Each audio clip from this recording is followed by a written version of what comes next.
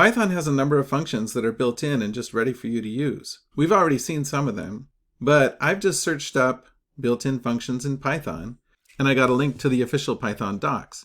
And here's a list of all the functions that are built into Python 3 at this time. And we've seen a lot of these. We just haven't talked about them as built-in functions yet. So for instance, we have the int function, which we've used to turn a string into an integer. If we click on this hyperlink, we get a description of the function. And looking back, we've also seen the print function, the input function, we've used type, and you can explore the rest. Today we'll talk about some statistical functions that are built in. Specifically, we're going to talk about length, min, max, and sum. All of these functions work on lists, and they may work on other collections as well. So I have a list here that I suggest are ages of children in a one-room schoolhouse. And we can print out some statistics about these kids. We can print the minimum age.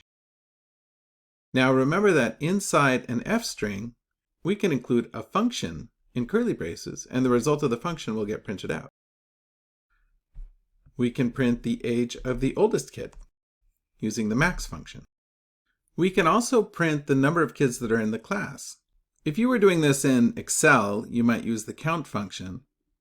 But in Python, we're just interested in the length of this list. The length of the list is equivalent to the number of kids in the class.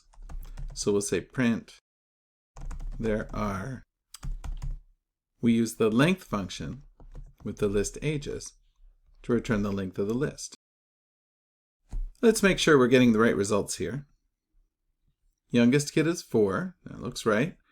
Oldest kid is 17, yes. And there are 1, 2, 3, 4, 5, 6, 7, 8, 9, 10, 11, 12, 13, 14 kids in the class.